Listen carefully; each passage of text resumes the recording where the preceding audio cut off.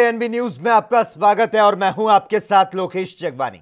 इस कोरोना काल में मास्क और सैनिटाइजर ने दुनिया भर को बचाने के साथ ही लोगों को कई तरीकों से परेशान किया, जिसके लिए कोलकाता के एक रेस्टोरेंट ने नया तरीका अपनाते हुए अपने ग्राहकों को नया मास्क बांटना शुरू किया है। अब खाना खाने के लिए मास्क उतारने की जरूरत नहीं पड़ेगी। यह वीडियो काफी वायरल हो रहा है और इस वीडियो में आप देख सकते हैं कि कैसे मास्क में एक जिप लगी हुई है। इस जिप को खोलकर खाने पीने का लुत्फ उठाया जा सकता है और इसके बाद इस जिप को बंद कर लें। ऐसे में मास्क भी नहीं उतारना पड़ेगा और कोरोना से बचाव रहेगा। इस मास्क को देखकर यह कहना कहीं से भी गलत नहीं होगा कि हम भारतीय इस तरह के जुगाड़ में नंबर 1 हैं।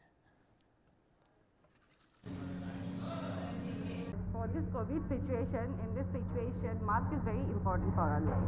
So you have to always wear it for your safety and for our other safety also. So thanks to the government, they are allowed us to open it. So we are providing as a customized based mask. We are providing to customers to wear it and eat food and do everything whatever they like. Madhya Pradesh में हो रहे उपचुनाव में नेतागण अपनी चुनावी सभा में मर्यादा को भूलते नजर आ रहे हैं। भारतीय जनता पार्टी की प्रत्याशी इमरती देवी को पूर्व मुख्यमंत्री कमलनाथ ने आइटम कहा तो अजय सिंह ने जलेबी बोल दिया। इन बयानों के बाद राज्य की सियासत तेज हो गई। अब इमरती देवी के सम्मान में राज्य के मुख्यमंत्री शिवराज सिंह चौहान कल सोमवार को भोपाल में सुबह 10 बजे से 12 बजे तक 2 घंटे के लिए मौन धरना देंगे। पूर्व मुख्यमंत्री कमलनाथ के आइटम वाले बयान पर मुख्यमंत्री शिवराज सिंह चौहान ने पलटवार करते हुए कहा कि यह सिर्फ इमरती देवी का अपमान नहीं, बल्कि मध्य प्रदेश की बेटी का अपमान है, बहनों का अपमान है। लेकिन आज कमलनाथ तुमने अन्याय की अधिकी है, पराकाष्ठा की है, तुमने अन्याय की। तुमने चंबल माटी की एक बहन की, ग्वालियर जिले की एक बेटी का अपमान किया है। यह घबरा कैसे? वो वीडियो में जारी अभी सुना, अभी दिन भर में नहीं सुन पाया था, अभी गाड़ी में बैठे बैठे सुना कर। इमरती देवी गरीब के घर पैदा हुई होगी। इमरती देवी मजदूरी कर करके विधायक बनी और मंत्री बनी। इमरती देवी अनुसूचित जाति में पैदा हुई होगी, लेकिन किसी गरीब की बेटी का अपमान करने का अधिकार तुम्हें है क्या? ये कमलनाथ सेठ कहते हैं कि इमरती देवी तो आइटम है, आइटम है। शर्म आनी चाहिए कमलनाथ। किसका अपमान कर रहे हो तुम? समझते क्या हो अपने आप को? वहीं कांग्रेस नेता शशि थरूर ने पाकिस्तानी मीडिया के सामने भारत का अपमान करते हुए कहा कि कोरोना पर पाकिस्तान के मुकाबले भारत के हालात खराब हैं। तो साथ ही तबलीगी जमात की तरफदारी की और इस पर कांग्रेस नेता केटीएस तुलसी ने सफाई दी। बेइज्जती है अगर आंकड़े ये बताते हैं कि उन्होंने बेटर परफॉर्म किया है, तो बेइज्जती तो आंकड़ों से हुई, शशि थरूर से कैसे हुई? शशि थरूर ने तो सिर्फ लोगों के सामने रखे हैं आंकड़े। एआईएमआईएम चीफ असदुद्दीन ओवैसी ने कृष्ण जन्मभूमि को लेकर दायर याचिका स्थानीय अदालत में मंजूर होने पर ट्वीट कर कहा कि अगर आप और हम अभी भी गहरी नींद में रहेंगे तो कुछ साल के बाद आरएसएस इस पर भी एक हिंसक मुहिम शुरू करेगा। उनके इस बयान पर विहिप सदस्य विनोद बंसल ने प्रतिक्रिया दी है। देखिए, आरएसएस और विश्व हिंदू परिषद या संघ की कोई भी संस्था, ये इनको भी पता है, अच्छी तरह से बोलने से पहले ही पता है इनको कि हिंसा में विश्वास नहीं करते और इनके इरादे नेक हैं, पवित्र हैं और अडिग भी हैं। संघ और विश्व हिंदू परिषद ने कभी कोई चुनौती से पीछे नहीं हटे हम लोग, लेकिन हिंसा का सहारा भी नहीं लिया। लेकिन इनके जो अनुयायी हैं, जिस तरह की भाषा का प्रयोग करते हैं, जिस तरह का व्यवहार करते हैं, जिस तरह का आचरण करते हैं, वो पूरे विश्व ने देखा है। हम अडिग हैं, लेकिन किसके लिए? देश के लिए, धर्म के लिए, शांति के लिए, देश की मान मर्यादा के लिए, संविधान की रक्षा के लिए और न्याय व्यवस्था की। वहीं बिहार के गया में राजद नेता तेजस्वी यादव ने जिले के शेरघाटी बाजार स्थित रंगलाल हाई स्कूल मैदान में चुनावी सभा को संबोधित किया और इस दौरान उपस्थित लोगों को संबोधित करते हुए तेजस्वी यादव ने कहा कि अभी समय चल रहा है दशहरे का, बुराई का अच्छाई की जीत का। नीतीश के शासनकाल में भ्रष्टाचार बढ़ा है, शिक्षा का अभाव है, स्वास्थ्य व्यवस्था बदहाल है, अपराध का ग्राफ बढ़ता जा रहा है। बिहार की जनता को आसुरी शक्तियों को नष्ट कर एक बार फिर से खुशहाल बिहार बनाने के लिए शपथ लेने की जरूरत है। उन्होंने कहा कि अगर हमारी सरकार बनी तो 10 लाख युवाओं को रोजगार देगी।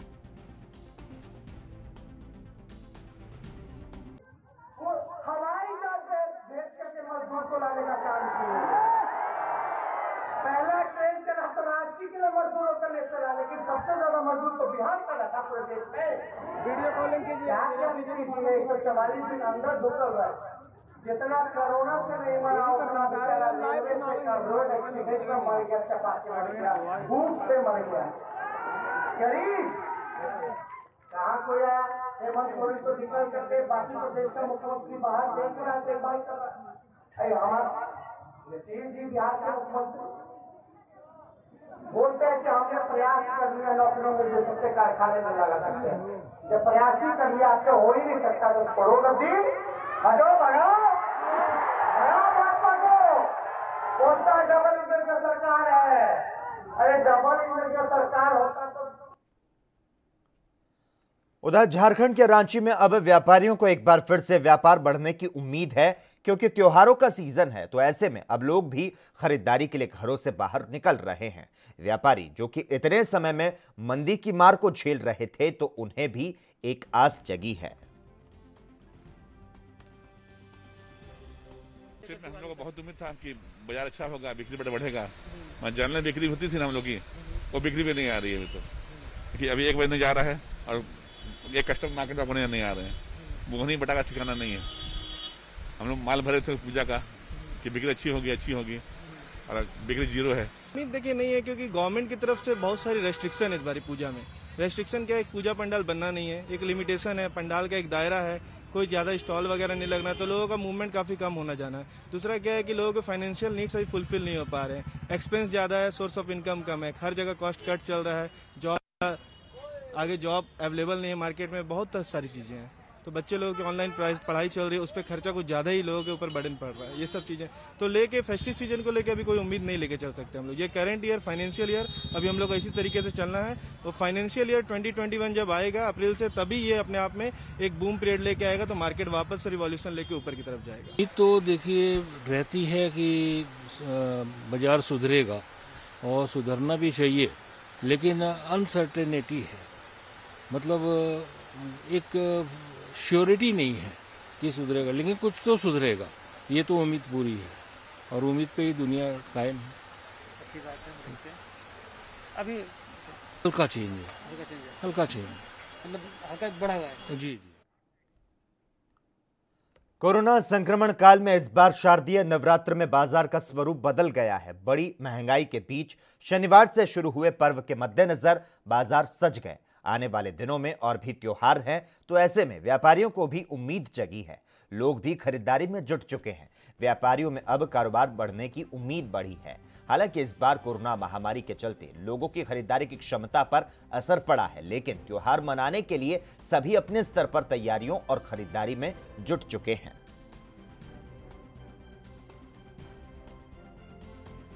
कि कम से कम 30-35% हमारा व्यापार अभी स्टार्ट हो चुका है और लोगों का जो भय डर था वो काफ़ी हद तक कम हो चुका है। और मैं कहूँगा कि बिल्कुल अगर मास्क और सैनिटाइज का उपयोग अगर करते हैं तो मैं कह रहा हूँ कि आपको कहीं भी इसमें डरने की ज़रूरत नहीं है। तो ग्राहक उसी को लेकर के आने लगे। साथ ही हमने एक बहुत बड़ा डिसीजन साथ में ले रखा है कि no mask no entry. Foods की सेल अभी बढ़ी है हमारे यहाँ, क्योंकि पूरी जनता में मैसेज जा रहा है कि इससे इम्यूनिटी पावर बढ़ता है, ये है वो है, इसलिए हमारी ड्राई फ्रूट्स की सेल कम नहीं हुई है। और दूसरी की दिल्ली वगैरह में जाने से लोग घबरा रहे हैं, तो हमारे जयपुर में ड्राई फ्रूट्स का काम खूब बढ़ा है और हमें आशा है अगर सरकार में पूरा कोऑपरेशन करेगी। क्या है कि जयपुर किराना ड्राई फ्रूट्स की मंडी जो है दीनानाथ जी की गली में है, वहाँ गाड़ियाँ लगने की सुविधा कम है, पार्किंग नहीं है।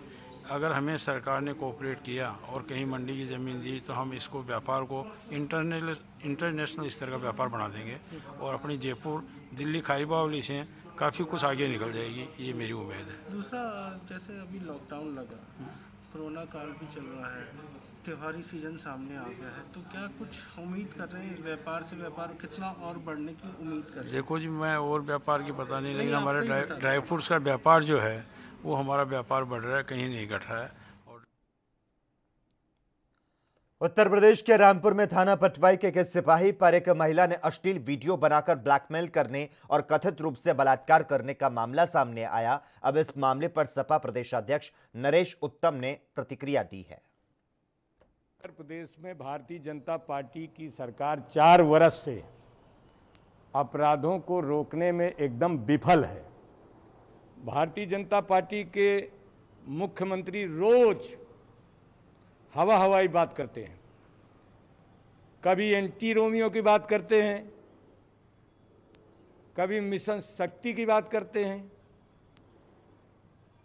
कभी कहते हैं कि उत्तर प्रदेश में कोका कानून लगाएंगे, संगठित अपराध नहीं होने देंगे, कभी कहते हैं कि अपराधी जेल में होगा या आसमान में होगा। लेकिन 4 वर्ष के अंदर भारतीय जनता पार्टी की सरकार अपराध रोकने में एकदम फेल है। केंद्रीय गृह मंत्री अमित शाह ने साफ तौर पर कहा कि नीतीश कुमार ही बिहार के मुख्यमंत्री होंगे। उन्होंने सभी तरह के कयासों पर विराम लगा दिया। उनके इस बयान पर यूपी से सपा नेता सुनील यादव की प्रतिक्रिया सामने आई। बिहार के परिणाम के बाद नीतीश कुमार मुख्यमंत्री होंगे, लेकिन जो हम लोग देख रहे हैं और महसूस कर रहे हैं, बिहार की जनता ने नीतीश कुमार को भगाने का मन बना लिया, बीजेपी को वहां से हटाने का मन बना लिया है। तो नया मुख्यमंत्री बिहार चुनने जा रहा है। मुझे लगता है भारतीय जनता पार्टी और अमित शाह जी बहुत गलतफहमी के शिकार हैं। देखिए, चिराग पासवान लगातार कह रहे हैं कि मोदी जी उनके दिल में हैं और भाजपा चिराग पासवान को ओटकटवा बता रही है।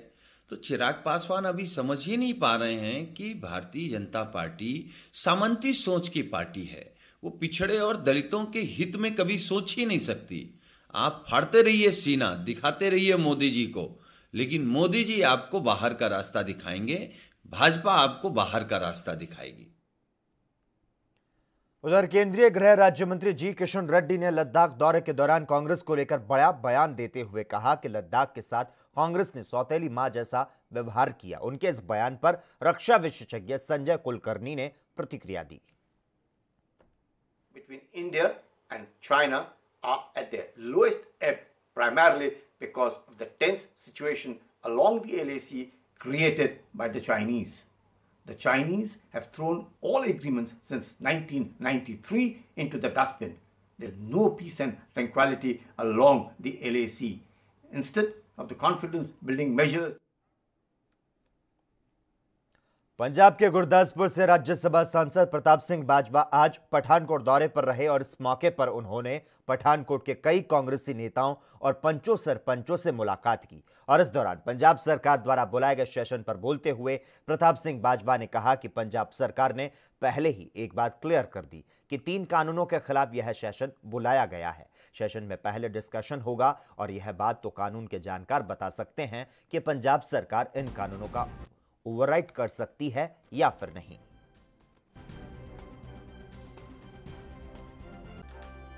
और नतीजे तो यही ने कि ऑलरेडी पंजाब के विच कांग्रेस की गवर्नमेंट ने गल क्लीयर की है कि जेडे भी 3 बिल इस टाइम एक्ट बन गए ने उन्होंने खिलाफ ये कल का सैशन बुलाया गया। सारे राजनीतिक दल ये भारतीय जनता पार्टी तो इलावा सारे यकमुश्त इकट्ठे ने कि बिल जेडे ने एंटी किसान किसानों के इंटरस्ट के खिलाफ ने। कल मेरा ख्याल पहले डिस्कशन होएगी, डिस्कशन तो बाद ये बिल रद्द किए जाएंगे। तो नाल ही गवर्नमेंट मैं पूरी मैनू जानकारी नहीं कि गवर्नमेंट ऑफ पंजाब ने इनू की अगे जाके सुप्रीम कोर्ट से चैलेंज करना है। एएनबी न्यूज में खबरों का सिलसिला लगातार जारी रहेगा। हम यहां पर रुकते हैं एक छोटे से ब्रेक के लिए।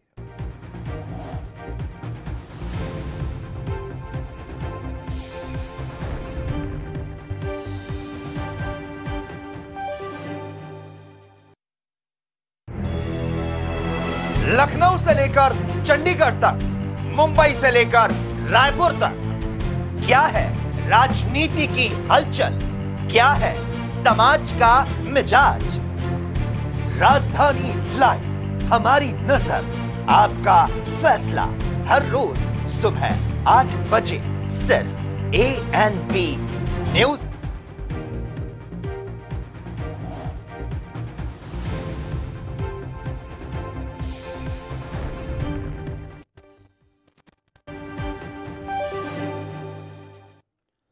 ब्रेक के बाद ANP न्यूज में एक बार फिर से आपका स्वागत है। प्रयागराज में माफिया और गुंडों के खिलाफ अभियान के तहत आज माफिया अतीक के सबसे करीबी गुर्गे और शूटर तोता के अवैध निर्माणों पर बुलडोजर चलवा दिया गया। हार्डकोर अपराधी तोता इस वक्त जेल में बंद है।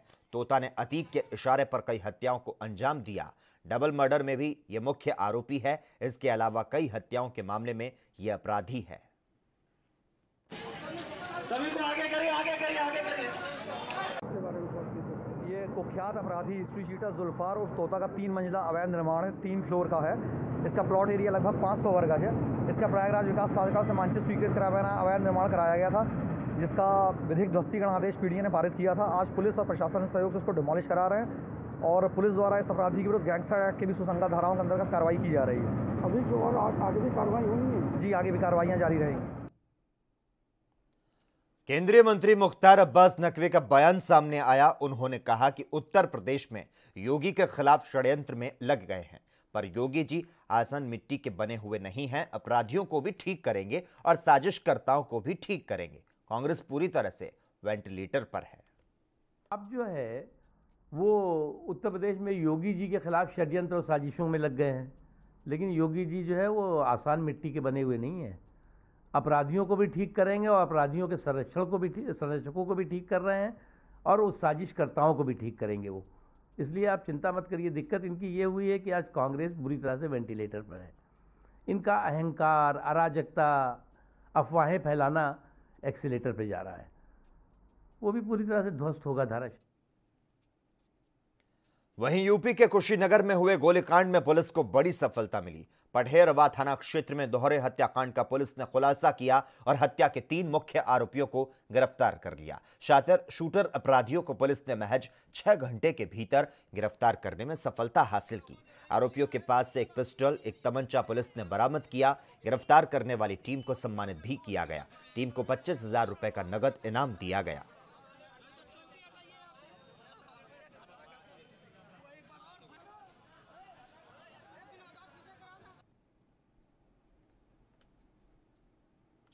हर साल सर्दियां शुरू होने से पहले दिल्ली के लोगों को प्रदूषण का सामना करना पड़ता है। हरियाणा के कई जिलों में लोगों को इसी समस्या से जूझना पड़ता है। जैसे ही दिल्ली की आबोहवा खराब होने लगी, वैसे ही अब हरियाणा के कुरुक्षेत्र में दम घुटने लगा।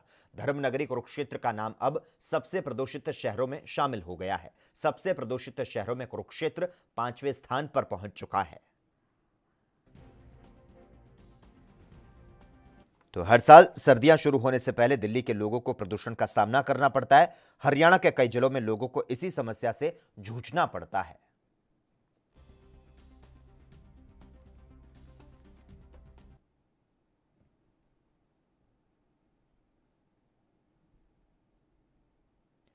वहीं एमपी के इंदौर में 5 दिनों से दिन के बजाय रात में ज्यादा गर्मी महसूस हो रही है। रात का जो तापमान है वो सामान्य से 5 से 6 डिग्री ज्यादा बना हुआ है। भोपाल के मौसम केंद्र के मौसम वैज्ञानिक के मुताबिक इस वर्ष अक्टूबर माह में बंगाल की खाड़ी में सामान्य से ज्यादा सिस्टम बन रहे हैं। अभी तक 4 सिस्टम अक्टूबर में आ चुके हैं और आगे भी लगातार सिस्टम आने की संभावना है। इस वजह से अभी इंदौर में पूर्वी हवाएं चल रही है और दिन में आसमान में बादल बने हुए हैं। इसके कारण रात के तापमान में इजाफा देखने को मिलता है।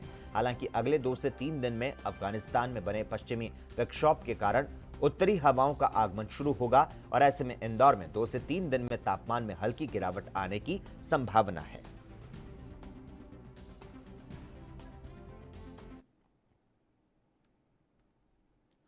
छत्तीसगढ़ में हाथियों के मौत का सिलसिला जारी है। ताजा मामला कोरबा जिले के कटघोरा वन मंडल का है, जहां गांव नमना में एक शावक हाथी की मौत हो गई। उसका शव लमना गांव में बने तालाब के किनारे मिला। सूचना मिलने पर वन विभाग की टीम मौके पर पहुंची। हालांकि हाथी की मौत का कारण अभी पूरी तरह से स्पष्ट नहीं हो सका। सीसीएफ अनिल सोनी ने मीडिया से चर्चा के दौरान बताया कि शावक हाथी अपने झुंड से अलग हो गया होगा और पास में बने तालाब में डूबने से उसकी मौत हो गई।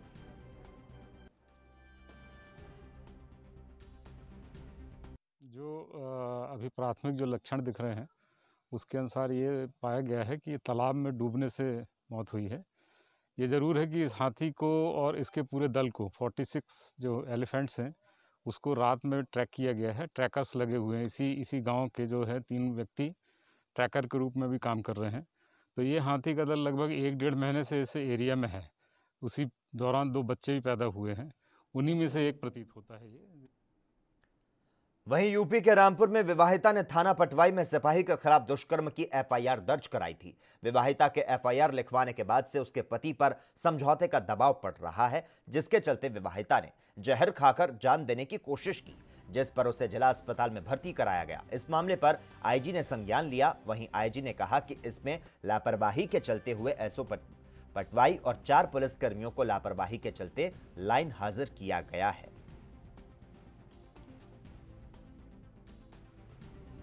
लापरवाही के चलते हुए एसओ पटवाई और 4 अन्य पुलिसकर्मियों को लापरवाही के चलते हुए पुलिस लाइन स्थानांतरित करने के निर्देश दिए गए हैं और साथ ही साथ उनको जनपद से अन्यत्र जनपद के लिए भी स्थानांतरित किया जाएगा, जिससे कि यहाँ पे जो विवेचना है और बाकी की कार्रवाई है ठीक ढंग से चलती रहे।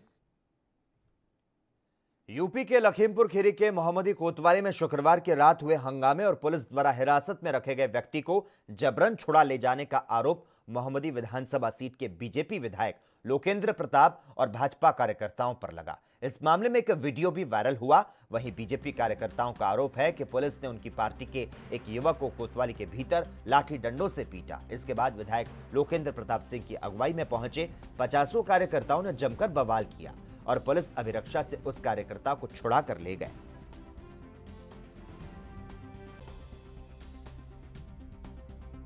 परसों माननीय राष्ट्रीय उपाध्यक्ष माननीय हमारी सांसद हैं जो उनका कार्यक्रम था, हम सब उसी कार्यक्रम में मंच पे थे और कार्यक्रम 10:30-11 बजे रात तक चला है। क्योंकि लेट आवर्स शुरू हुआ था 9 बजे के आसपास, इसलिए लेट कार्यक्रम चला।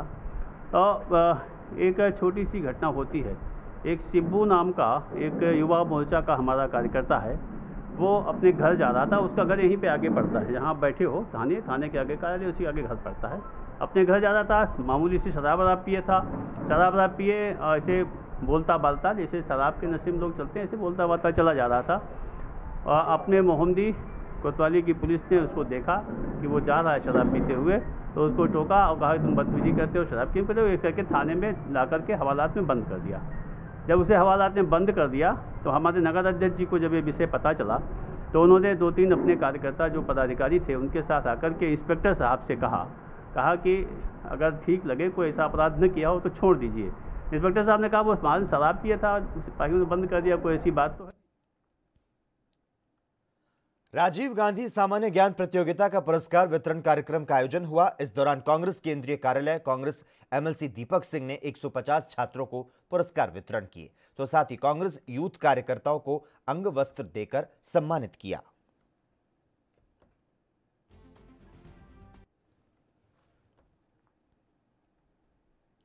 बिहार विधानसभा चुनाव में बीजेपी के लिए चुनाव प्रभारी देवेंद्र फडणवीस 1 दिवसीय दौरे पर भागलपुर पहुंचे। आपको बता दें 23 अक्टूबर को पीएम मोदी भागलपुर के हवाई अड्डा मैदान में जनसभा को संबोधित करेंगे। वहीं कार्यकर्ताओं से मिलने और जरूरी निर्देश देने के लिए देवेंद्र फडणवीस की विशेष मीटिंग थी। इस दौरान देवेंद्र फडणवीस ने बताया कि जिस दिन पीएम मोदी की जनसभा होगी उस दिन राज्य में कुल 300 जगहों पर एलईडी स्क्रीन लगाने का निर्देश जारी किया गया है।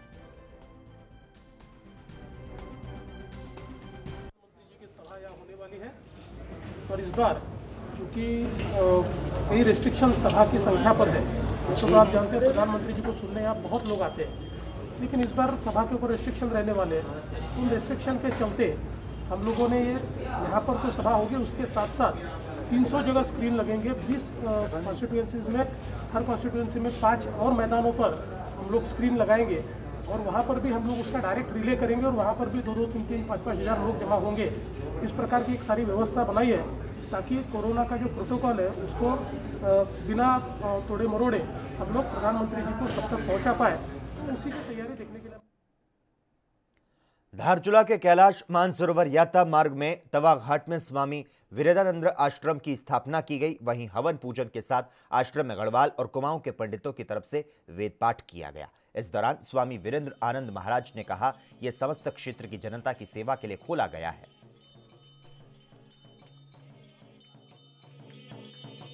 उत्तराखंड देवभूमि है और ये आज से नहीं कालखंड से कई सदियों से हजारों वर्षों से कैलाश मानसरोवर यात्रा इसी सुगम रास्ते से होकर के पैदल यात्री जाते थे और यही एक संगम क्षेत्र है जहाँ पर धौली और काली गंगा का एक संगम है। यहाँ से ग्राम सभा खेला प्रारंभ होता है और खेला ग्राम सभा के तलहटी पर ये तवाघाट का संगम है। ये मेरी कर्म भूमि है और यहाँ पर हम कई वर्षों से 2006 से लगातार देवी महोत्सव का कार्यक्रम करते चले आ रहे थे, लेकिन वैश्विक महामारी के कारण आपदा के कारण देश भर में कृषि कानून का विरोध हो रहा है, तो वहीं कानून के विरोध में पंजाब के किसानों में खासा रोष और विरोध जारी है। वहीं पंजाब सरकार इस कानून के विरोध में है और इसके लिए विधानसभा सत्र भी बुलाया गया है। एक रिपोर्ट देखिए। कांग्रेस की ओर से लगातार कृषि कानून का विरोध किया जा रहा है। कानून के विरोध में पंजाब के किसान सड़कों पर हैं। वहीं पंजाब में सोमवार को कृषि कानून को रद्द करने को लेकर केंद्र सरकार की तरफ से विधानसभा का विशेष सत्र बुलाया गया है। प्रदेश में कैप्टन सरकार केंद्रीय कृषि कानूनों को पंजाब में लागू नहीं होने देना चाहती, इसीलिए कैप्टन सरकार एक कानून सदन में लाएगी। इसका ड्राफ्ट लगभग तैयार हो चुका है। तो साथ ही कैप्टन अमरिंदर सिंह ने सेशन से पहले सीएलपी के साथ बैठक की, जिसमें रणनीति भी निर्धारित कर दी गई। सत्र में कैसे विरोधियों के हर सवाल और मुद्दों का जवाब देना है। वहीं पंजाब कैबिनेट ने भी कैप्टन अमरिंदर सिंह को कृषि कानून पर फैसला लेने का पूरा अधिकार दे दिया है। ਪੰਜਾਬ ਦੇ ਮੁੱਖ ਮੰਤਰੀ ਕੈਪਟਨ ਅਮਰਿੰਦਰ ਸਿੰਘ ਨੇ ਵਿਧਾਇਕਾਂ ਨਾਲ ਇੱਕ ਵੱਡੀ ਬੈਠਕ ਕੀਤੀ ਹੈ, ਜਿਸ ਦੇ ਵਿੱਚ ਖੇਤੀ ਕਾਨੂੰਨਾਂ ਦੇ ਮਸਲੇ ਦੇ ਉੱਪਰ ਚਰਚਾ ਹੋਈ ਹੈ ਕਿ ਕਿਸ ਢੰਗ ਦੇ ਨਾਲ ਕੇਂਦਰ ਦੇ ਜਿਹੜੇ ਖੇਤੀ ਕਾਨੂੰਨ ਹੈ ਉਹਨਾਂ ਨੂੰ ਪੰਜਾਬ ਦੇ ਵਿੱਚ ਲਾਗੂ ਹੋਣ ਤੋਂ ਰੋਕਿਆ ਜਾਏ। ਪ੍ਰਗਟ ਸਿੰਘ ਸਾਡੇ ਨਾਲ ਨੇ, ਮੀਟਿੰਗ ਦਾ ਹਿੱਸਾ ਸੀ, ਗੱਲਬਾਤ ਕਰ ਲੈਂਦੇ ਹਾਂ। ਪ੍ਰਗਟ ਜੀ, ਕਿਹੜੇ ਮਸਲੇ ਤੇ ਇਸ ਬੈਠਕ ਦੇ ਵਿੱਚ ਚਰਚਾ ਹੋਈ ਹੈ ਔਰ ਖੇਤੀ ਕਾਨੂੰਨਾਂ ਨੂੰ ਲੈ ਕੇ ਕੀ ਰਣਨੀਤੀ ਕਾਂਗਰਸ ਨੇ ਤਿਆਰ ਕੀਤੀ ਹੈ? ਦੇਖੋ, ਮੈਨੂੰ ਲੱਗਦਾ ਇੱਕ ਮਤ ਤਾਂ ਇਹ ਹੋਇਆ ਕਿ ਸਾਰਿਆਂ ਨੇ ਇਹ ਖਦਸ਼ਾ ਜ਼ਾਹਰ ਕੀਤਾ ਕਿ ਇਹ ਕਾਨੂੰਨ ਜਿਹੜੇ ਹੈਗੇ ਆ ਇਹ ਬਹੁਤ ਮਾੜੇ ਆ, ਪੰਜਾਬ ਲਈ, ਕਿਸਾਨੀ ਲਈ ਇਹ ਬਹੁਤੇ ਮਾੜੇ ਆ। ਸੋ ਇਹਦਾ ਜਿੱਥੋਂ ਤੱਕ ਵੀ ਟੈਕਨੀਕਲੀ, ਲੀਗਲੀ, ਕੌਨਸਟੀਟਿਊਸ਼ਨਲੀ ਜਿੱਥੋਂ ਤੱਕ ਵੀ ਵਿਰੋਧ ਕੀਤਾ ਜਾ ਸਕਦਾ ਸਾਨੂੰ ਕਰਨਾ ਚਾਹੀਦਾ। ਤੇ ਕਿਸ ਤਰ੍ਹਾਂ ਦਾ ਵਿਰੋਧ ਹੋਊਗਾ, ਕਿਉਂਕਿ ਕਹਿ ਰਹੀ ਸੀ ਸਰਕਾਰ ਕਿ ਆਪਾਂ ਕੋਈ ਐਕਟ ਲੈ ਕੇ ਆਵਾਂਗੇ, ਕਿਸ ਤਰ੍ਹਾਂ ਦਾ ਐਕਟ ਹੋਏਗਾ? ਕਿ ਚਰਚਾ ਹੋਈ ਐਕਟ ਦੀ ਹੀ ਡਰਾਫਟਿੰਗ ਚੱਲ ਰਹੀ ਆ। ਉਹਦੇ ਵਿੱਚ ਜਿਹੜੇ ਕਾਨੂੰਨੀ ਮਾਹਰ ਹੈਗੇ ਆ, ਕੌਨਸਟੀਟਿਊਸ਼ਨਲ ਮਾਹਰ ਹੈਗੇ ਆ, ਉਹਨਾਂ ਦੀ ਇੱਕ ਟੀਮ ਹੈਗੀ ਆ ਏਜੀ ਦੇ ਅੰਡਰ ਔਰ ਉਹਨਾਂ ਦੀ ਰਾਏ ਲਈ ਜਾ ਰਹੀ ਹੈਗੀ ਆ ਔਰ ਉਹਦੇ ਵਿੱਚ ਜੋ ਵੀ ਬੈਸਟ ਰੈਮੀਡੀਅਲ ਜਿਹੜੇ ਉਹ ਲਈ ਜਾ ਸਕਦੀ ਉਹਨੂੰ ਲੈਣ ਦੀ ਜਿਹੜੀ ਕੋਸ਼ਿਸ਼ ਕੀਤੀ ਜਾ ਰਹੀ ਹੈ। ਲੇਕਿਨ ਤੁਹਾਨੂੰ ਲੱਗਦਾ ਹੈ ਕਿ ਲੋਕ ਸਭਾ ਦੇ ਵਿੱਚ, ਰਾਜ ਸਭਾ ਦੇ ਵਿੱਚ ਪਾਸ ਹੋਏ ਕਾਨੂੰਨ ਜਿਸ ਤੇ ਰਾਸ਼ਟਰਪਤੀ ਸਾਹਿਬ ਨੇ ਵੀ ਮੋਹਰ ਲਾ ਦਿੱਤੀ ਹੋਏ, ਉਸ ਨੂੰ ਕੋਈ ਵੀ ਸੂਬਾ ਸਰਕਾਰ ਜਿਹੜੀ ਆ ਸੂਬੇ ਦੇ ਵਿੱਚ ਲਾਗੂ ਹੋਣ ਤੋਂ ਰੋਕ ਸਕਦੀ ਹੈ? ਨਹੀਂ, ਦੇਖੋ ਅਲਟੀਮੇਟਲੀ ਅਮੈਂਡਮੈਂਟ ਤਾਂ ਹੋ ਸਕਦੀ ਹੈ। ਦੇਖੋ, ਹਮੇਸ਼ਾ ਜਿਹੜੇ ਕਾਨੂੰਨ ਬਣਾਏ ਜਾਂਦੇ ਉਹ ਸਮੇਂ-ਸਮੇਂ ਤੇ ਬਣਾਏ ਵੀ ਜਾਂਦੇ, ਉਹਦੇ 'ਚ ਅਮੈਂਡਮੈਂਟਸ ਵੀ ਆਉਂਦੀਆਂ ਹੈਗੀਆਂ। ਗੱਲ ਤਾਂ ਇੰਨੀ ਆ ਕਿ ਜਿਹੜੀ ਐਮਐਸਪੀ ਆ, ਕਿਉਂਕਿ ਹੁਣ ਅਕਾਲੀ ਦਲ ਕਹੂਗਾ, ਤੁਸੀਂ ਮੈਨੂੰ ਅਗਲਾ ਕੁਐਸਚਨ ਕਹੋਗੇ ਵੀ ਹਾਂ ਵੀ ਐਮਐਸਪੀ ਜਿਹੜੀ ਆ ਉਹ ਐਮਐਸਪੀ ਤਾਂ ਹੈਗੀ ਆ, ਐਮਐਸਪੀ ਤਾਂ ਹੈਗੀ ਆ, ਬਾਕੀ 21 ਫਸਲਾਂ ਤੇ ਵੀ ਹੈਗੀ ਆ। ਜਦੋਂ ਬਾਕੀ 21 ਫਸਲਾਂ ਤੇ ਵੀ ਹੈਗੀ ਆ ਤੇ ਉਹਦੇ ਵਿੱਚੋਂ ਸਿਰਫ 2 ਫਸਲਾਂ ਤੇ ਅਸ਼ੋਰਡ ਮਾਰਕੀਟਿੰਗ ਹੈਗੀ ਆ, ਬਾਕੀ 21 ਤੇ ਨਹੀਂ ਹੈਗੀ। ਸੋ ਇਸ ਕਰਕੇ ਉਹਨੂੰ ਜਿਹੜਾ ਇਸ ਐਂਗਲ ਨੂੰ ਕਵਰ ਕਰਨ ਦੀ ਜ਼ਰੂਰਤ ਹੈਗੀ ਆ। ਇਸ ਐਂਗਲ ਨੂੰ ਤੁਸੀਂ ਕਿਹਾ ਕਿਸੇ ਵੀ ਹੱਦ ਤੱਕ ਜਾ ਕਰ ਪ੍ਰਦਰਸ਼ਨ ਕਰਨਾ ਚਾਹੀਦਾ ਇਨ ਕਾਨੂੰਨਾਂ ਨੂੰ ਲਾਗੂ। ਅਗਰ ਪੰਜਾਬ ਦਾ ਕਿਸਾਨ ਉੱਜੜ ਜਾਏਗਾ तो पंजाब उजड़ जाएगा। एक होर चर्चा शुरू हो चुकी है कि राष्ट्रपति शासन पंजाब दे विच लग सकता है। तुहाडे ही साथी जिहड़े ने हरजोत कंवल वो कहंदे हुए नज़र आ रहे हैं कि बीजेपी किसी भी हद तक जा सकती है और इस तरह की नौबत भी आ सकती है कि सूबे दे विच राष्ट्रपति शासन जिहड़ा वो लागू करा देण। बिल्कुल, नरेंद्र मोदी और अमित शाह कुछ भी कर सकते, ये बंदियां नूं मरवा भी सकते ने, ये दंगे भी करा सकते ने, ਤੁਸੀਂ ਦੇਖਿਆ ਗੋਧਰਾ ਕਾਂਡ ਕੀ ਹੋਇਆ ਕਿ ਮਤਲਬ ਕਿ ਕੁਝ ਵੀ ਕਰ ਸਕਦੇ, ਕਿਸੇ ਵੀ ਹੱਦ ਤੱਕ ਜਾ ਸਕਦੇ ਨੇ, ਗਵਰਨਰੀ ਰਾਜ ਵੀ ਲਾ ਸਕਦੇ ਆ। ਤਾਂ ਛੋਟੀ ਗੱਲ ਹੈ ਇਹਨਾਂ ਵਾਸਤੇ, ਇਹ ਤਾਂ ਆਮ ਗੱਲ ਹੈ ਇਹਨਾਂ ਵਾਸਤੇ। ਸੋ ਹਰ ਕੁਝ ਹੋ ਸਕਦਾ ਹੈ ਜਿੰਨਾ ਚਿਕਰ ਦੋ ਇਹ ਬੰਦੇ ਬੈਠੇ ਹੈ, ਆਦਰਨੀय नरेंद्र मोदी ਤੇ अमित शाह, ये कुछ भी कर सकते हैं। लोकतंत्र। इसी सत्र को लेकर पंजाब के सियासी गलियारों में गहमा गहमी का माहौल देखने को मिल रहा है। विरोधी पक्ष का कहना है कि सेशन से पहले तक उन्हें पता नहीं कि सत्ता पक्ष सेशन में क्या पेश करने वाला है, किस तरह का एक्ट है। विपक्ष सत्ता पक्ष से इस एक्ट की कॉपी एडवांस में देने की लगातार मांग कर रहा है। दूसरी तरफ सत्ता पक्ष के लोग ये कह रहे हैं कि शिरोमणि अकाली दल अब भी बीजेपी के इशारे पर काम कर रहा है और उन्हें पंजाब सरकार की तरफ से लाए जा रहे एक्ट की जानकारी सीधे केंद्र की मोदी सरकार को देनी है। और पंजाब के ऊपर अंग्रेजों की तरह जिस जनरल डायर ने हमला किया जलियांवाले बाग से, इसे तरीके दे नाल बीजेपी दी मोदी सरकार ने पंजाब के किसानों ते हमला किया है, पंजाब के व्यापारी ते हमला किया है, पंजाब के मजदूर ते हमला किया है। ते अज वो दर्द का ये जिहड़ा उन्होंने लैके आया साडे खिलाफ एक्ट, उहदे खिलाफ अज मीटिंग है। और विधान सभा के सैशन तो पहले एक परंपरा है कि असी CLP की मीटिंग करते हैं। ये CLP की मीटिंग है और ये किसी तरह की डिप्लोमेसी नहीं है। और कांग्रेस पार्टी ने ये वास्ते सारे दे सारे जिहड़े साडे रिटायर सुप्रीम कोर्ट के जज है, हाई कोर्ट के जज है और दुनिया भर के जिहड़े सब तो बड़े एडवोकेट है, उन्हां नाल गल कीती है, मशवरा किया है। और उहदे नाल नाल असी किसानां नूं भी विश्वास च लिया, असी किसानां दे वकीलां नाल भी गल कीती है, किसानां नाल भी गल कीती है। और अज ये कैप्टन अमरिंदर सिंह जी, क्योंकि सारे MLA किसानां नाल गल करके आए हैं, मजदूरों नाल गल करके आए हैं, व्यापारियों नाल गल करके आए हैं, तो वो अपनी अपनी फीडबैक है वो मुख्यमंत्री जी नूं देणगे।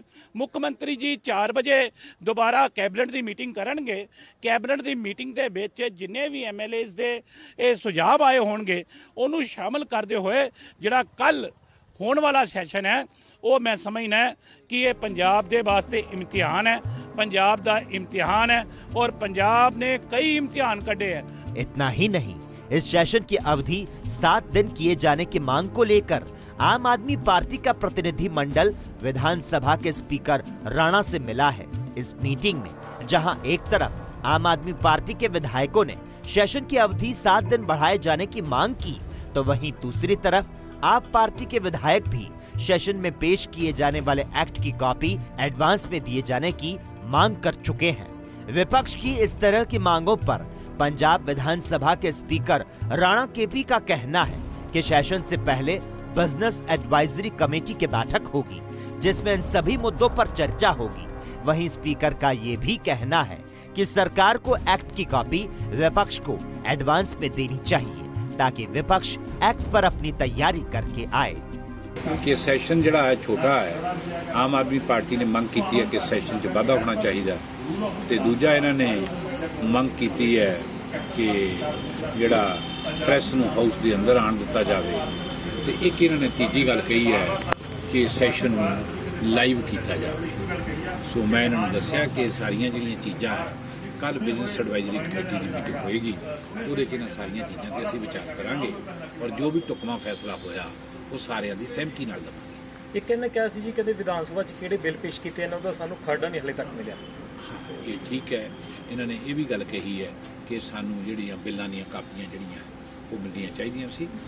हालांकि प्रदेश सरकार की तरफ से ये सेशन केवल किसान कानूनों के मसले पर बुलाया गया है, लेकिन विपक्ष के तेवर देखकर लगता है कि अन्य मसलों पर भी, चाहे इसमें SC स्कॉलरशिप की बात करें या फिर शराब माफिया की, इन मसलों पर भी विपक्ष सरकार को घेरने की रणनीति में सदन में उतरेगा।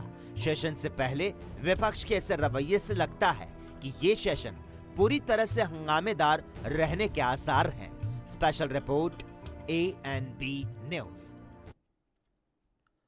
और इसी बीच उत्तर प्रदेश से इस वक्त की बड़ी खबर मिल पा रही है। उत्तर प्रदेश के प्रतापगढ़ से इस वक्त की बड़ी खबर तमाम दर्शकों को बता दें, जहां पर पुलिस ने मानवता को शर्मसार किया है।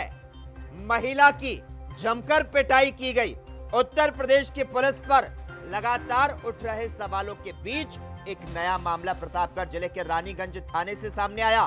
दरअसल थाना क्षेत्र में स्थित भागीपुर गांव के रहने वाली फातिमा बानो के घर पर रानीगंज थाने की कांस्टेबल महिला को बुरी तरह से पीटती हुई दिखाई दे रही है। हालांकि परिवार वाले एफआईआर करवाने के लिए 18 किलोमीटर दूर प्रतापगढ़ स्थित जिला पुलिस हेडक्वार्टर गए, लेकिन एफआईआर दर्ज नहीं की गई।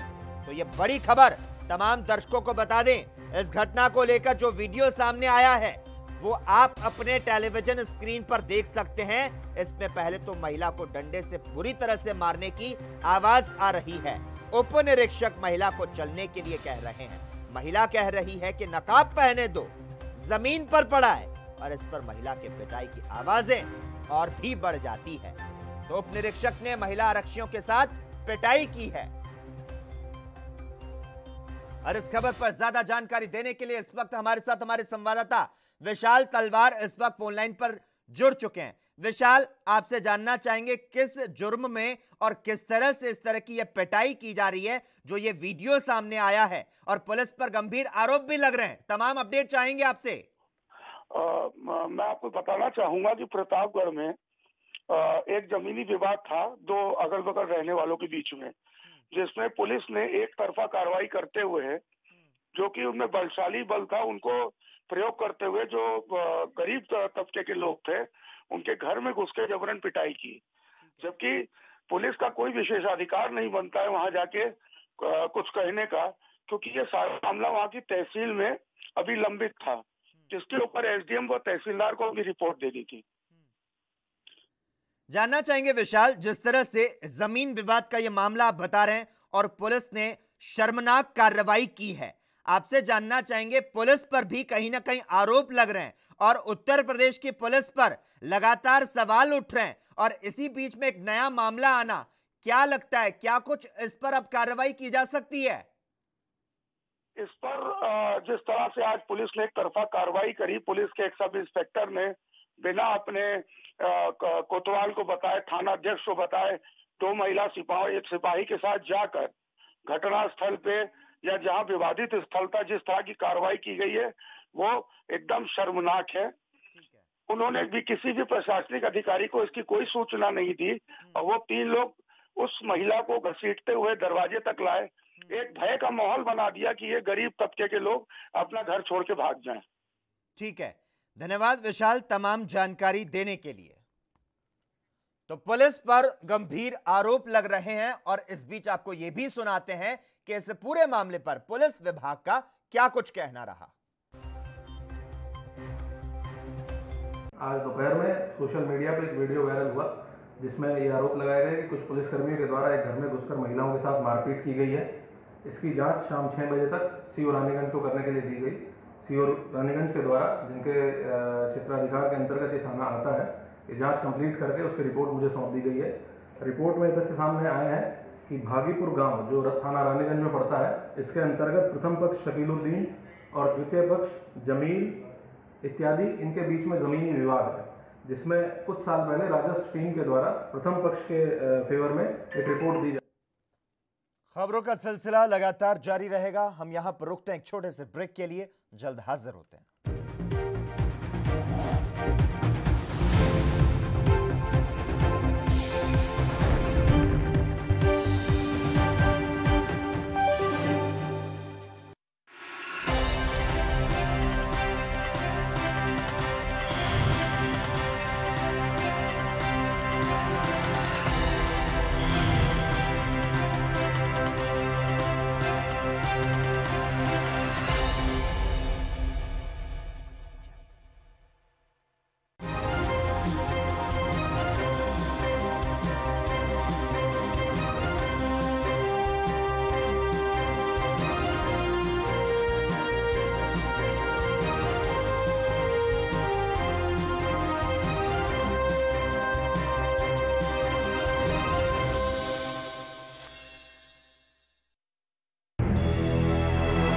लखनऊ से लेकर चंडीगढ़ तक, मुंबई से लेकर रायपुर तक, क्या है राजनीति की हलचल, क्या है समाज का मिजाज।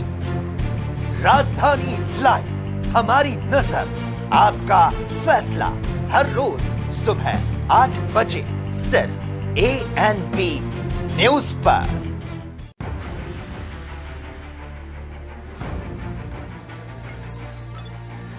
खबर चाहे सियासत की हो या सरकार की, खबर चाहे भ्रष्टाचार की हो या गुनहगार की, दिन भर में क्या रहा देश जगत का,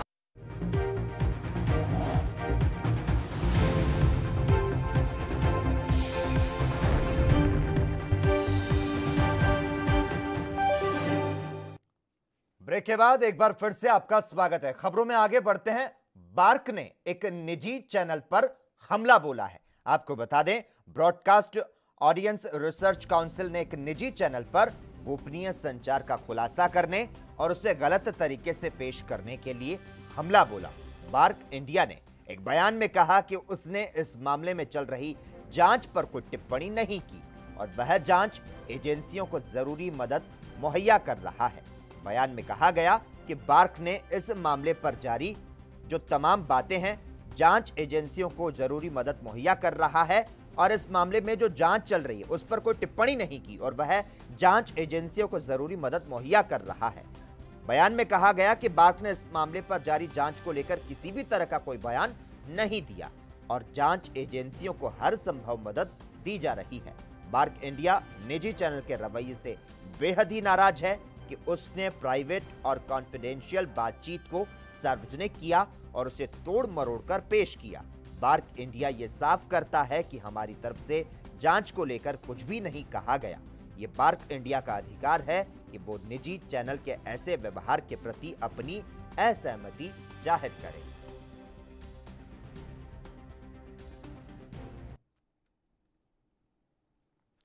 वहीं हरिद्वार में गंगाबंदी के बाद अब कुंभ मेले की तैयारियां जो हैं वो तेज हो चुकी है और इसके लिए रविवार को यानी कि आज बड़े स्तर पर गंगा में सफाई अभियान चलाया गया और कुंभ मेला अधिकारी दीपक रावत इसमें शामिल हुए।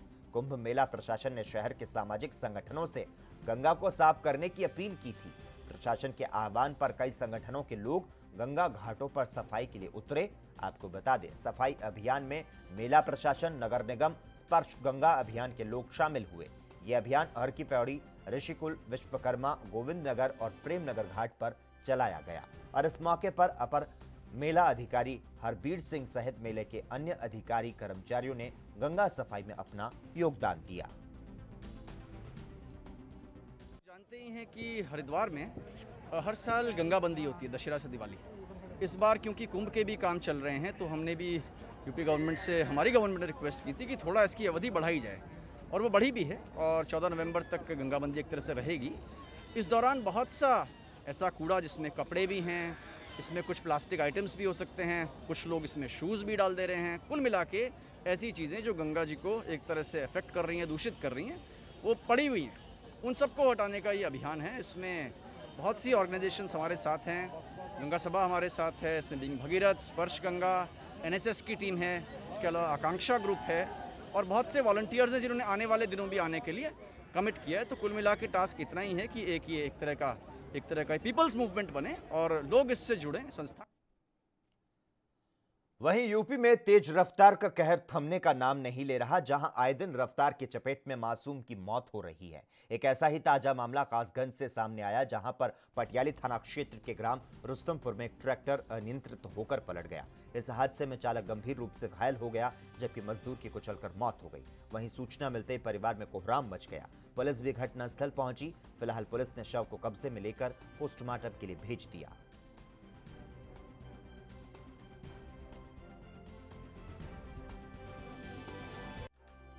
ये लड़का हमारे फार्म हाउस पर रहता था, यहाँ खेत जोतने के लिए जा रहा था। रास्ते में अचानक ट्रैक्टर पलट गया। एक लड़का खत्म हो गया जो कारण था, दूसरा श्रीराम गंभीर रूप से घायल है, उसे रेफर कर दिया है। चालक अंदर ड्राइवरी कौन कर? श्रीराम चला रहा था जो घायल है। घायल को कहाँ भेजा गया? रेफर कर दिया, ये नहीं मालूम कहाँ से किया। मृतक है ये कहाँ के रहने वाले?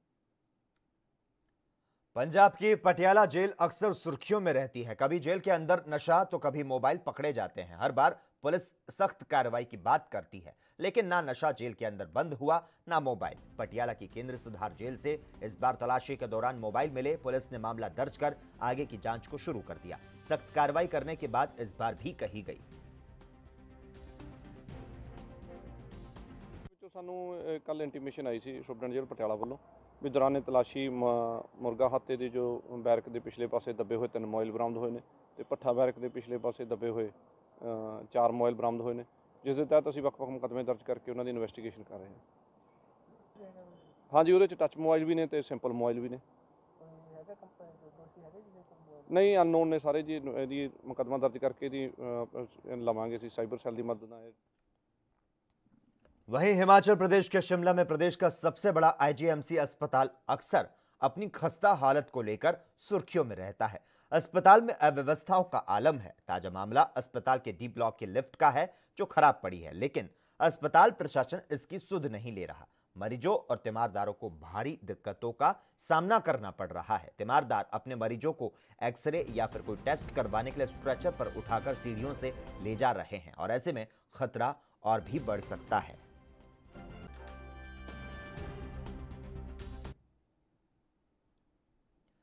बिहार विधानसभा चुनाव के लिए अब से कुछ ही दिन बाकी हैं, जिसे लेकर सभी दल अपनी अपनी तैयारियों में जुटे हुए हैं। वहीं बाहुबली विधायक और आरजेडी प्रत्याशी अनंत सिंह के पक्ष में वोट करने को लेकर नेता प्रतिपक्ष ने जनसभा को संबोधित किया। पटना के बेउर जेल में बंद मोकामा के निवर्तमान बाहुबली विधायक आरजेडी प्रत्याशी अनंत कुमार सिंह के लिए तेजस्वी यादव ने आम जनता से समर्थन की अपील की।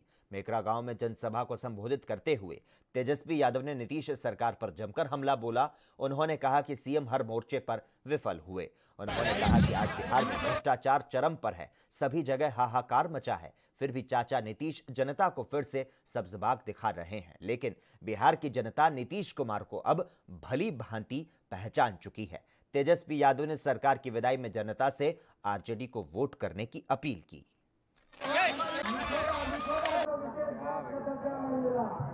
विशेष पैकेज नहीं मिला। 15 साल से आप लोगों को ठगने का काम किया गया, लेकिन 10 नवंबर को रिजल्ट आना। यूपी के चर्चित बाराबंकी रेपकांड में बड़ी कार्रवाई की गई। दरअसल नाबालिग दलित युवती से गैंगरेप के बाद हत्या की गई थी, जिस मामले में दूसरे आरोपी को भी गिरफ्तार कर लिया गया। इसके पहले आरोपी की गिरफ्तारी हुई थी। बाराबंकी में दलित युवती के साथ गैंगरेप के बाद उसकी हत्या कर दी गई थी। इस केस को लेकर जिलाधिकारी डॉक्टर आदर्श सिंह और पुलिस कप्तान ने लगातार दूसरे दिन प्रेस कॉन्फ्रेंस कर घटना का खुलासा किया। आपको बता दें, दूसरे आरोपी की गांव में ही दुकान है।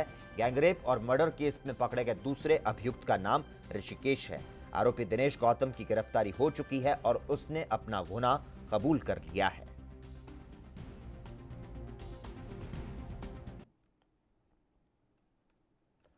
हरियाणा के फरीदाबाद में दंपति के साथ मारपीट का मामला सामने आया। यह मामला सोहना रोड का है। जानकारी के मुताबिक व्यक्ति सरकारी जमीन पर दुकानदारों से अवैध वसूली करता है और वसूली के दौरान सड़क किनारे दुकान लगाने वाली महिला और उसके पति के साथ मारपीट की और दुकान में रखा सामान सड़क पर फेंक दिया। इतना ही नहीं, जब पीड़ित दंपति इसकी शिकायत करने संजय कॉलोनी पुलिस चौकी पहुंचे तो पुलिस कर्मियों ने उल्टे उन्हें जाने की धमकी दे डाली और चौकी से उन्हें भगा दिया। फिलहाल पीड़ित दंपति पुलिस के आला अधिकारियों के साथ शिकायत करने की बात कही है।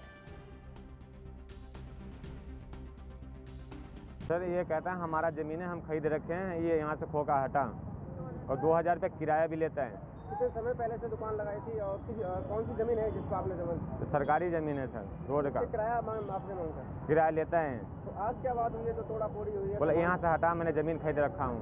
तो मारपीट मारा है सर, हमें भी मारा, हमारी फैमिली को भी मारा है। तो आज क्या आपने पुलिस को शिकायत दी इस मामले में? पुलिस को शिकायत करा ना, पुलिस वाले सो रहे थे, बोले भाग जाना, जूत से मारूंगा। कौन कह रहा था ऐसा? पुलिस वाले सो। पंजाब की पटियाला पुलिस द्वारा नाकाबंदी के दौरान थाना त्रिपड़ी पुलिस ने 2 मुकदमे दर्ज किए, जिसमें एक व्यक्ति के पास से 24 बोतल शराब की मिली और दूसरी एक कार को रोककर तलाशी ली गई तो उसके अंदर से 19 पेटियां शराब हरियाणा मार्का की बरामद की गई। दोनों ही व्यक्तियों को पुलिस ने धर दबोचा और इस पूरे मामले की जांच में जुट चुकी है कि ये शराब कहां से लाते थे और कहां सप्लाई करते थे। हाँ जी, एक्साइज ਦੇ 2 ਮੁਕੱਦਮੇ ਦਰਜ ਕੀਤੇ ਗਏ ਨੇ ਜੀ। ਇੱਕ 'ਚ ਦੋਸ਼ੀ ਭੁਲਿੰਦਰ ਸਿੰਘ ਹੈ ਜਿਸ ਤੋਂ 24 ਬੋਤਲਾਂ ਹਰਿਆਣਾ ਮਾਰਕਾ ਸ਼ਰਾਬ ਬਰਾਮਦ ਹੋਈ ਹੈ, ਜਿਸ 'ਤੇ ਮੁਕੱਦਮਾ ਦਰਜ ਕੀਤਾ ਗਿਆ। ਤੇ ਦੂਸਰੇ ਮੁਕੱਦਮੇ ਵਿੱਚ ਦੋਸ਼ੀ ਬੱਲੀ ਖਾਨ ਹੈ, ਵਿਕਾਸ ਨਗਰ ਦਾ ਰਹਿਣ ਵਾਲਾ, ਜਿਸ ਤੋਂ ਸਕੋਡਾ ਗੱਡੀ ਦੇ ਵਿੱਚ 19 ਪੇਟੀਆਂ ਦੇਸੀ ਫॉर सेल ਨੇ हरियाणा शराब बरामद हुई है, जिस पर मुकदमा दर्ज करके असी उसकी। राजधानी दिल्ली में ठंड शुरू होते एक बार फिर से बढ़ते प्रदूषण की आहट आ रही है। शनिवार को पराली की वजह से पैदा हुए PM 2.5 के स्तर में इस सीजन में सबसे ज्यादा बढ़ोतरी दर्ज की गई। इस प्रदूषक में 19% की बढ़ोतरी दर्ज की गई। पड़ोसी राज्यों में शुक्रवार को 882 जगहों पर पराली जलाने की घटनाओं की पहचान की गई। सर, दिल्ली में पोल्यूशन हद से ज़्यादा है। खासकर हम लोग उत्तम नगर एरिया से आते हैं, जहाँ पे बिल्कुल भी पेड़ पौधे बिल्कुल ही नहीं है। वहाँ पर पोल्यूशन इतना ज़्यादा है कि आप अगर खुले अगर आप एक्सरसाइज करना चाहें, प्राणायाम कर सकते हैं, जैसे बाकी योगा हो गए, आप नहीं कर सकते प्रॉपर वे में वहाँ पे। और काफ़ी मुश्किल, हम लोग जैसे मास्क उतारने में भी प्रॉब्लम वैसी चल रही है। हम लोग यहाँ साइकिल से आते हैं, साइकिल से हमें काफ़ी ज़्यादा प्रॉब्लम आती है पोल्यूशन के चलते हैं। तो आपको ब्रीथिंग सांस लेने में दिक्कत होती है जब आप साइकिल चलाते हैं या पैदल चलते हैं? बीच में प्रॉब्लम होती है, लेकिन जहाँ जैसे हम लोग ये धोलक कुआं छावनी एरिया में एंटर होते हैं तो यहाँ पे तब भी हमारा ठीक है। लेकिन अगर हम लोग अपने एरिया में जैसे उत्तम नगर साइड हो गया, द्वारका साइड हो गया, इन जगहों पे पोल्यूशन की हद से ज़्यादा प्रॉब्लम। वहीं छत्तीसगढ़ के जांजगीर चांपा में कोरोना संक्रमण और बढ़ते महिला अपराध को लेकर पुलिस ने जन जागरूकता रथ चलाया। दरअसल पुलिस विभाग ने लोगों को जागरूक करने के लिए जागरूकता रथ चलाया। पुलिस अधीक्षक पारुल माथुर और जिला न्यायाधीश राजेश श्रीवास्तव ने हरी झंडी दिखाकर इसे रवाना किया। जिले के थाना क्षेत्र और ग्रामीण अंचलों में 18 तारीख से 24 तारीख तक रथ भ्रमण करेगा।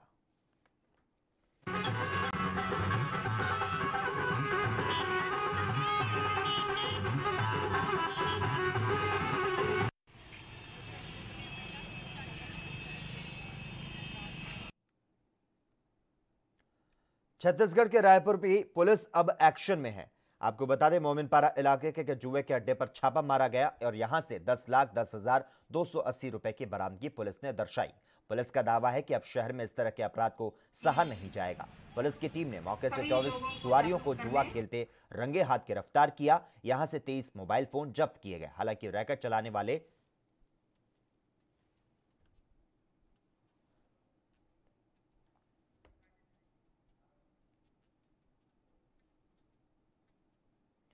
उत्तराखंड के भगवानपुर थाना क्षेत्र के चोड़ियाला गांव में एक विवाहिता की संदिग्ध परिस्थितियों में मौत हो गई। वहीं विवाहिता के परिजनों का यह कहना है कि विवाहिता का जो पति है रात दिन शराब का सेवन करता था। जब देर रात विवाहिता की तबीयत बिगड़ी तो तब भी ससुराल वालों ने मिलकर विवाहिता के साथ मार पिटाई की। जब इसकी सूचना विवाहिता के परिजनों को मिली तो तत्काल परिजनों ने विवाहिता के ससुराल पहुंचकर उसको निजी अस्पताल में भर्ती कराया। जब उपचार के बाद परिजन विवाहिता को घर ले जा रहे थे, रास्ते में ही विवाहिता ने दम तोड़ दिया। वहीं पुलिस ने मामला दर्ज कर लिया और आगे की जांच में जुट चुकी है।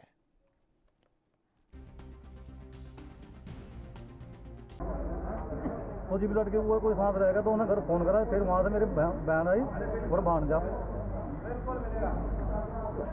लड़के तो उसी है जी। वो कई दिन तक 50,000 रुपये मांग रहा था, कई दिन हो गए। और डॉक्टर फिर मेरी बहन जी कोई साथ लेगा तो कार ले उन्हें कार भी बना करी, वो कार लेके जी अस्पताल में ले गए। अस्पताल में जी वो उसमें कोई साथ है। पंजाब सरकार ने 9वीं से लेकर 12वीं कक्षा के बच्चों के लिए स्कूलों में क्लास लगाने की मंजूरी दे दी है, जिसमें कोविड-19 को लेकर सरकार की दी गई हिदायतों को पूरी तरह से पालन करना होगा। और इसी को लेकर फरीदकोट के सरकारी सीनियर सेकेंडरी स्कूल के प्रिंसिपल ने बताया कि सरकार की हिदायतों के मुताबिक सारे स्कूल को सैनिटाइज किया जा रहा है और बच्चों को मास्क बांटे जाएंगे। तो साथ ही बच्चों को जागरूक किया जाएगा कि कोरोना का खतरा अभी टला नहीं है, इसीलिए सावधानियां जरूरी है।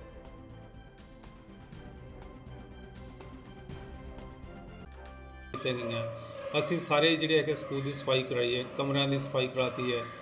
ਇਸ ਤੋਂ ਇਲਾਵਾ ਅਸੀਂ ਬੱਚਿਆਂ ਨੂੰ ਜਿਹੜਾ ਅਵੇਅਰਨੈਸ ਕਰਨ ਵਾਸਤੇ ਗਰੁੱਪਾਂ ਦੇ ਵਿੱਚ ਕਲਾਸਾਂ ਦਾ ਜਿਹੜਾ ਉਹਨਾਂ ਨੂੰ ਕੋਵਿਡ-19 ਦੀਆਂ ਜਿਹੜੀਆਂ ਹਦਾਇਤਾਂ ਉਹ ਵੀ ਜਾਰੀ ਕੀਤੀਆਂ।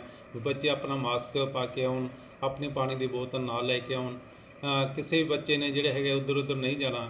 ਇੱਕ ਵਾਰੀ ਕਲਾਸ ਦੇ ਵਿੱਚ ਆ ਕੇ ਜਿਹੜੇ ਹੈਗੇ ਉਹ 3 ਘੰਟੇ ਦੀ ਜਿਹੜੀ ਸਾਡੀ ਸ਼ਿਫਟ ਹੈਗੀ ਆ ਉਹ ਕਲਾਸ ਖਤਮ ਹੋਣ ਤੋਂ ਬਾਅਦ ਉਹ ਕਮਰੇ ਦੇ ਵਿੱਚ।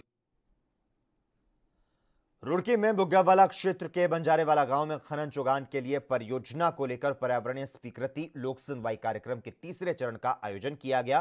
प्रशासनिक टीम के साथ आए विशेषज्ञों ने खनन को लेकर पर्यावरण पर किस तरीके का प्रभाव पड़ता है और पर्यावरण से संबंधित कई समस्याओं को लेकर सुझाव दिए और लोगों से सुझाव मांगे। खनन से पर्यावरण को किस तरीके का नुकसान है और बचाव के लिए क्या कार्य किए जा सकते हैं, इन सब मुद्दों को लेकर एडीएम महोदय ने क्षेत्र के लोगों से सुझाव मांगे। एडीएम ने जानकारी देते हुए बताया कि क्षेत्र में 3 परियोजनाएं आई है, जिनमें 2 चिल्लावाली नदी में और 1 सुखरो नदी में स्वीकृत होगी।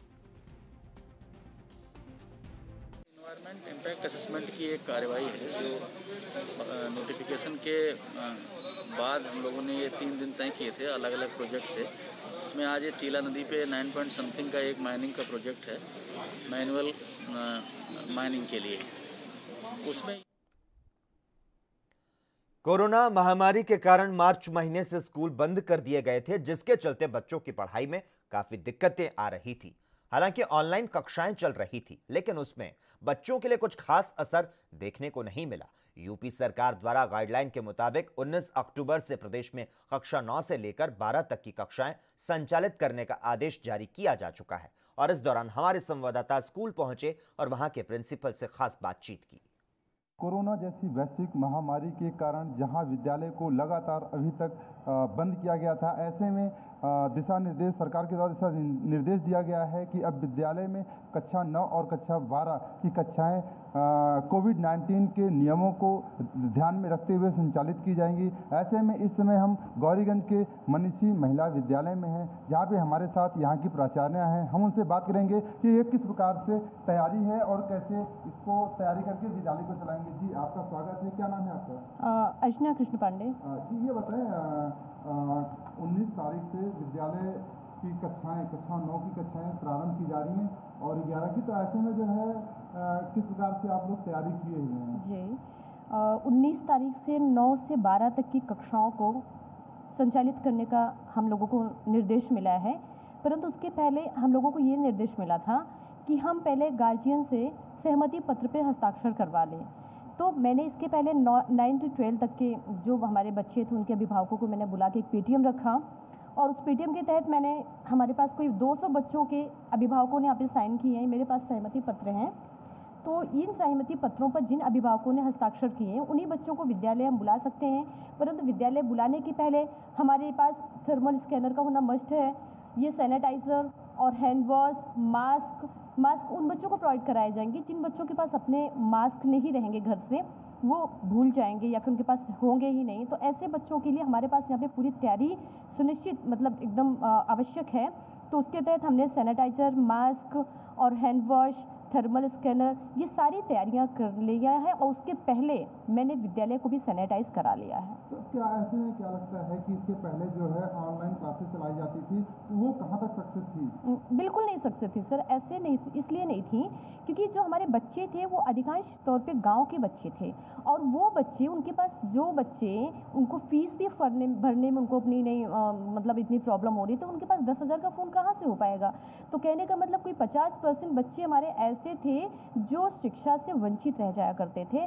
ऐसे बच्चों को दृष्टिगत रखते हुए सरकार का ये बड़ा प्रशंसनीय फैसला है। इसका हम स्वागत करते हैं कि ये काम बहुत पहले हो जाना चाहिए था। 9 से 12 तक विद्यालय चलाने का जो दिशा निर्देश हुआ है, ऐसे में कोरोना क्या खत्म तो हुआ नहीं है, तो क्या ऐसा नहीं लगता है कि इसका प्रसार रुक सकता है? ये तो और फैलने की संभावना है। जी बिल्कुल आपने सही कहा, लेकिन कोरोना को देखकर हम जीवन जीना बंद तो नहीं कर सकते हैं ना सर। कोरोना के साथ हमें जीने का मतलब अपना एक जीवन शैली बनानी पड़ेगी, तो उसकी सावधानी ही सबसे बेहतर है। हम सावधानी बरतें, हम आवश्यक जो दिशा निर्देश दिए गए उसका हम पालन करें और उसके साथ हम अध्ययन अध्यापन कार्य भी शुरू करें। जैसे बाकी चीज़ें शुरू हो गई हैं, पहले तो एकदम से जीवन पूरा रुक चुका था, तो धीरे धीरे जैसे बाकी क्षेत्र में हमने आगे बढ़ना प्रारंभ किया, वैसे शिक्षा के लिए भी सभी दिशा निर्देशों का पूर्णतया पालन करते हुए सावधानी, सबसे बड़ी चीज़ सावधानी ही जो है अपना सुरक्षा है, अपना बचाव है। जी बिल्कुल सही बात कहा है आपने कि सावधानी ही और सुरक्षा ही अपना बचाव है। इससे महामारी से हमको अगर बचना है तो सावधानी और सुरक्षा के मानकों को ध्यान में रखना पड़ेगा। ऐसे में विद्यालय खुलने का जो क्रम बनाया गया है 9 से 12 तक के कक्षाओं को चलाने का, ऐसे में विद्यालय के द्वारा जो सरकार के द्वारा जो विद्यालय को दिशा निर्देश दिए गए हैं उनका कहीं ना कहीं ये लोग पालन करेंगे, जिसके तहत बच्चों को जो उनकी कक्षाएँ स्थगित थी, बंद हुई थी, अब एग्ज़ाम के पीरियड आ रहे हैं, उनको फिर संचालित करना है और एग्ज़ाम भी कराना है। तो ऐसे में एक अच्छा और सराहनीय कार्य है इसका विद्यालय के द्वारा कराया जा रहा है। राजकुमार जी, तो एक बार फिर से छात्र छात्राओं से जो स्कूल है वो गुलजार होते हुए दिखाई देंगे। और इसी के साथ ही इस वक्त के बुलेटिन में बस इतना ही। देश और दुनिया की तमाम अहम खबरों के लिए लगातार आप जुड़े रहिए हमारे साथ और देखते रहिए ANB न्यूज़।